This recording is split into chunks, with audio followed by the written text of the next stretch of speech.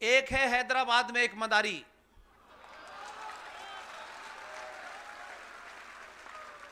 दुनिया का सबसे बड़ा झूठा। मैं हैदराबाद में 4-5 दिन पहले था, वहीं बोल के आया हूं। मुझे ऐसा नहीं है दिल्ली में बोल के भाग गया मैं, वहां बोला, पूरी रात भी रहा, सबको मालूम था किस होटल में ठहरा हूं। फोन तो हैदराबाद से करते हैं, मारने की धमकी देते हैं। मैंने कहा जब मैं हैदराबाद आया था तो मिलने क्यों नहीं आए थे?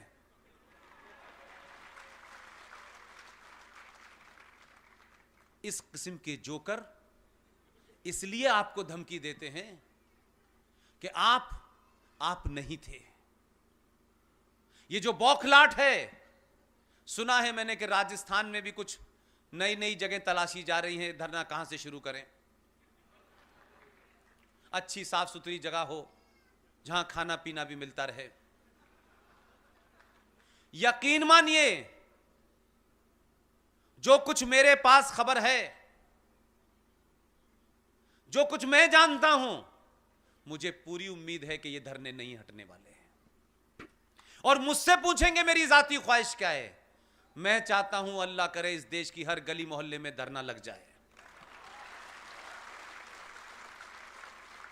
कई 1000 साल के बाद धरने पे आए हो बेटा, धरने पे तो आए हो, अभी उठने नहीं देंगे, चिंता मत करो।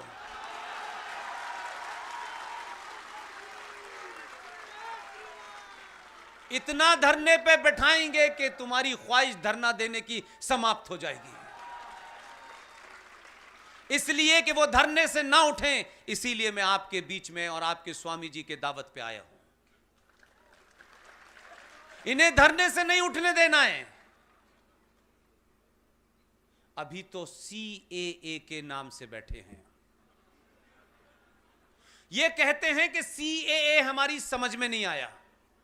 ऐसा लगता है कि 70 साल से इस देश के ट्रैफिक रूल इनकी समझ में आ गए थे,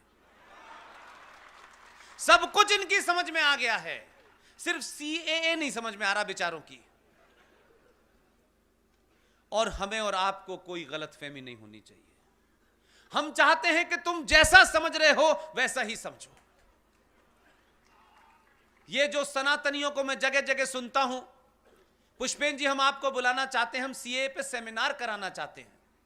मैंने कहा आपको किसने कहा है CAA के बारे में समझाने के? आपकी सरकार को समझ में आ गया, आपको समझ में आ गया, उन्हें मुझे समझाना नहीं है।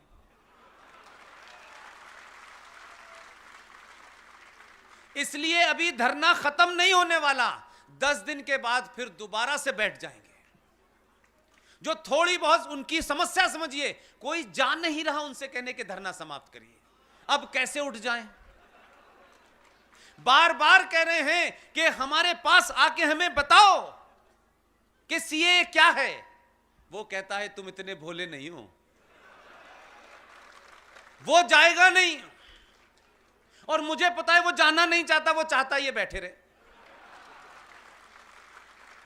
अब कुछ कोशिश की जा रही है जिसको फीलर कहते हैं अंग्रेजी में, कुछ लोगों के बीच में से मध्यस्थता करने की कोशिश की जा रही है कि किसी छोटे मोटे नेता को भेज करके फेस सेविंग फॉर्मूला बन जाए और हम हट जाए यहां से। अब मुश्किल है कि जाते भी नहीं बन रहा और बैठते भी नहीं बन रहा। लेकिन आपने राजनीति में साधु संत नहीं भेजे हैं, क्योंकि हमारे समाज की समस्या है। हम राजनीतिज्ञों से उम्मीद करते हैं कि वो 24 कैरेट का साधु हो, और साधु को राजनीति में भेज रहे हैं। इसलिए कहीं गोल्डन बाबा हैं, कहीं कंप्यूटर बाबा हैं, किसी को राज्य स्तर का दर्जा चाहिए। यह समझ में नहीं आता मुझे।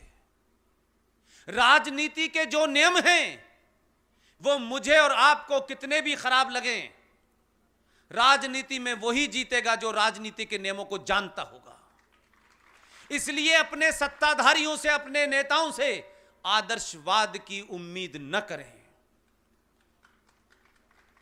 आपने आदर्शवाद की उम्मीद की, लगातार आदर्शवाद की तरफ आप जब बढ़ते रहे और कहा कि नहीं हम आदर्शवाद से सत्ता प्राप्त करेंगे, माफ कीजिएगा, फुटबॉल के मैदान में उतरे हैं तो फुटबॉल के नियम से खेलना होगा।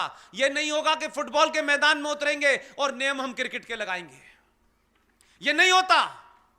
आपको नियम अच्छे लगें या ना लगें, जब आप सत्ता पे पहुंच जाएं उसके बाद आपके पास ताकत है कि आप नियम बदल दें। लेकिन अभी आपको उन्हीं नियमों के साथ सत्ता में पहुंचना होगा। एक पार्टी को बड़ा आदर्शवाद हो गया था, छोटी छोटी बात में आदर्शवादी थे, अच्छे खासे ठीक ठाक चल रहे थे, पड़ोसी मुल्क में चले गए, गलत जगह जाकर श्रद्धांजलि दे दी, वहां श्रद्धांजलि दी गई, यहां से कुर्सी चली गई। बार बार समझाया कि राजनीति एक अलग खेल है। हमारे समाज को राजनीतिक लोगों से एकदम ऐसे बिहेवियर की उम्मीद नहीं करनी चाहिए जो बहुत ही आदर्श हो। वो आदर्श हम जब करेंगे जब समाज आदर्शवादी हो जाएगा, तब अपने आप सत्ता पे आदर्शवादी लोग पहुंचेंगे। ये समाज भीड़ तंत्र में तब्दील हो चुका है। भीड़ तंत्र अपनी ताकत से इस देश की सत्ताओं को डराता है, न्यायपालिका को डराता है, फौज को डराता है, पुलिस को डराता है। ऐसे में आदर्श की बात करना बेईमानी है। बार बार समझाने के बाद ये नहीं मान रहे थे। एक बार इनकी समझ में आ गया। ये इतने आदर्शवादी थे कि घटते घटते पार्लियामेंट में एक फूल दो माली रह गए। तब इनको समझ में आया कि आदर्शवाद से बात बनेगी नहीं। अगर आदर्शवाद की बात करनी है तो फिर राजनीति छोड़ दो और किसी संत का चोला पहनो और आदर्श की बात बताओ। लेकिन मैंने कहा कि इसी देश में हम सब इस बात से, मैं इस बात का ज्यादा धन्य करता हूं उन मां बाप को जिन्होंने मुझे ऐसी जगह पैदा किया। यह वही जगह है जहां से पाकिस्तान का आइडिया पैदा हुआ था। अब मुझसे उम्मीद कर रहे हैं कि पाकिस्तान के बारे में सच्ची सच्ची बातें मत बताओ। लिहाजा मैं ये मानता हूं कि आज संकट ये नहीं है, संकट ये है कि थोड़े से आप बदले तो शक्ल बदल गई है। इसलिए आपका दबाव और आपका यह भरोसा, मैं इस पूरी घटनाओं को जो हुई हैं एक सोशोलॉजिस्ट के एंगल से देखता हूं। किसी पार्टी, किसी विचारधारा में बंध के नहीं देखता। उस मूल में सिर्फ अगर कोई एक चीज है, बार बार राष्ट्र के इर्द गिर्द सोचता हूं, तब मुझे लगता है ये घड़ी बहुत इंपॉर्टेंट है। इसमें जो भी सोया, जो भी चूका, याद रखिएगा आने वाली पीढ़ी उसको माफ नहीं करेंगी। आप ये बहाना नहीं लगा सकते कि आपके पास किताबें पढ़ने के लिए पैसा नहीं था, आपके पास इंफॉर्मेशन नहीं थी, आपके पास एक तरफा विचार था। जो लोग पूरी दुनिया में बार बार भारत के लिए कह रहे हैं कि 21वीं सदी भारत की होगी, उन्हीं लोगों ने आपके हाथ में एक हथियार दे दिया है जिसके कारण इतनी बड़ी तादाद में लोग आए हैं। इसलिए आज आप अपना विचार प्रकट कर सकते हैं। आपके मन में कोई सवाल है उसे प्रकट कर सकते हैं। आप क्या सोचते हैं उसको कहने की ताकत आपके पास है। इसलिए पूरी दुनिया भर के अंदर सबको सब कुछ पता है और यही कारण है कि आप जब बदले, सत्ता बदली, तो एक कमाल का काम हुआ।